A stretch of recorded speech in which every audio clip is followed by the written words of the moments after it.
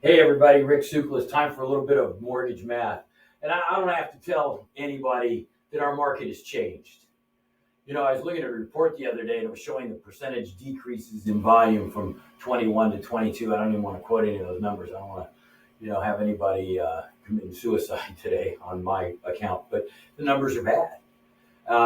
You still have a lot of people that are saying, oh, we've got a big refinance wave. It's not coming. The market is what it is, and it's probably going to stay this way. So if you keep using the same strategies that you had, you're probably going to be getting the results that you're getting right now. So normally I do math and I go behind the numbers and I kind of try to make things simple because I think if things are made simple and people can understand them, they can take action. So today I'm going to talk about the numbers or the math or the principles behind selling. I started selling a long time ago. Interest rates were pretty high. They were around 18.5%. And my boss said, Rick, if you do these things for the next 90 days, you will get referrals from people and you will do loans and you'll have a great career in this industry. And it turned out he was right. So whatever you're doing, you should be open to changing right now. I'm sure you're getting lots of input and influence from people online and in your community and in your network. But I just want to roll it up and give you a quick couple of minutes on the hows and whys of it. So let's look at the principles of persuasive selling, right? Because relationship selling is wildly different than selling a widget at a certain point in time. So when you come out of a refinance market where the conversation is, hey, your rate's at 4, I can give you 3.5, it won't cost you anything. That's pretty easy sell. Now, when you've got somebody that's going to buy a house and you got to talk to them about taxes and what that is and their down payment, there's a lot of different information that goes involved. It's a little different sell. And before you can even get to the table to that person, because if you try to just go out and find that guy, you're like boiling the ocean. There might be some really good techniques for doing that, but most people have trouble finding that consumer without it coming through a referral source. So let's talk a little bit about these things. Boom. First, the law of reciprocity or reciprocity in selling. That's a concept that says, I give you something of value and you feel obligated or you have a feeling that you would like to give me something in return. The best example of this is walking to a candy store. I'm here on the West Coast. If you're in the center of the country, you might be going to Fannie Mae. They sell chocolate, not the GSE. There's a candy provider. But we have See's Candy here. You walk in and the first thing you do is hand you a piece of chocolate. The second thing you do is walk out with a 10-pound box. Because you felt obligated that they gave you something to finish through with a transaction with them. It's the best example of reciprocity selling. The next thing that we ought to look at is, how do I be consistent in my commitments? People will want to have people that have the same values and the same commitment and the same consistency in what they do. Do what you say what you do, be consistent. That's a pretty simple principle, right? We do that a lot. Social proof, I love this one. And the concept of the theory behind that is people like to do what other people are doing. So if you get a real estate agent in an office that does business with you that starts raving about you, they tell somebody else. Here's the best example. Go to a restaurant and you'll see customers top choice. Got a menu item of 30 things. Chef's best, maitre d's choice today, but then you got the customer's favorites. Boom, I'll try that one. And it's because somebody else is telling you that they're good. So how do you develop social proof? How do you do that?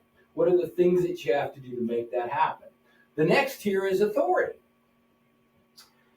People want to do business with people who have knowledge and authority, mastery over their business. Now, for us in mortgage, I belong to a lot of groups on Facebook where loan officers ask questions and other loan officers help them answer them. They blow my mind. These guys know the ins and outs.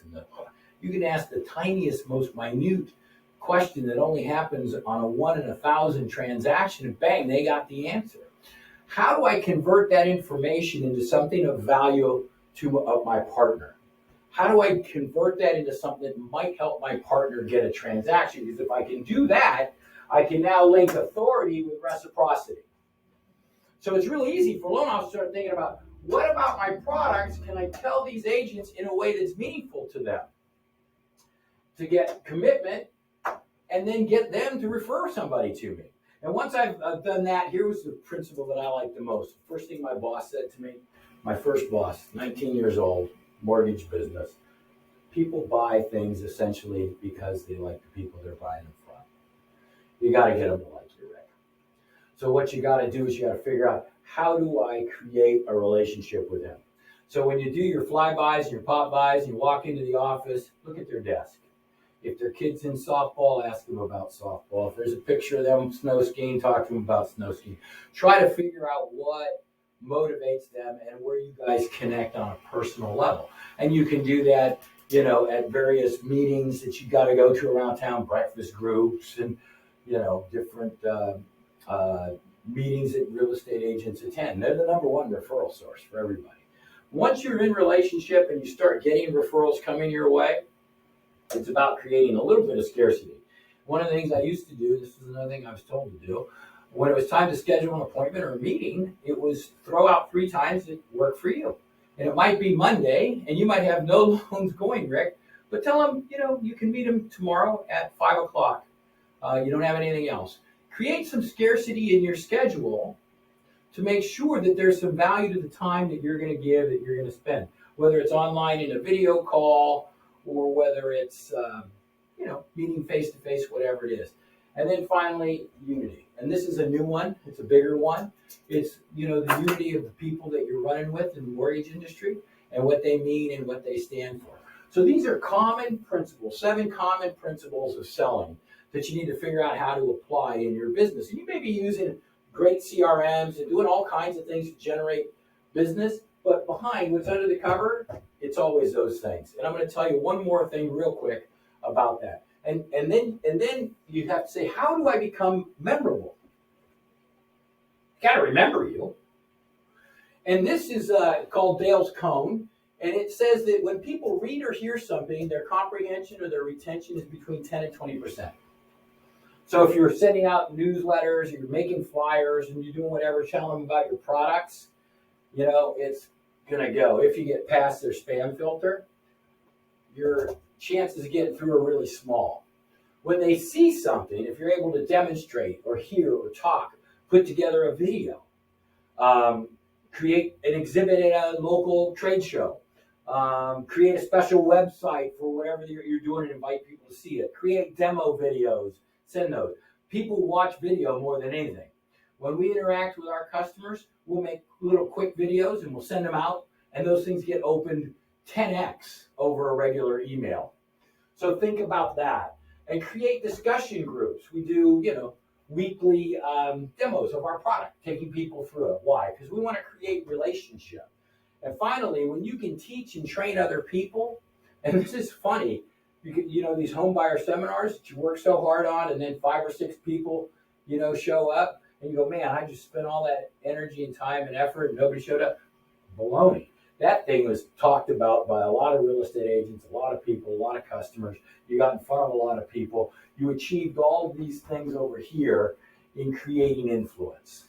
So in creating influence, tear back the numbers, look at these 7 principles, try to apply them in memorable ways.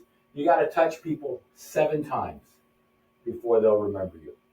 Anyway, hey, thanks for spending a minute with me. I'm going to be in San Diego for the Brokers Convention. If you're one of our customers, you watch these videos, come by and say hello to me. Love to be in relationship with you. If I'm not, I'm just glad you're here. Keep using Ready Price. Our new shop lock and deliver platform is fairly amazing. And I'd love to tell you more about it. I'm going to do some more of these sales videos over the next few weeks. Let me know your reaction to today's. Thanks.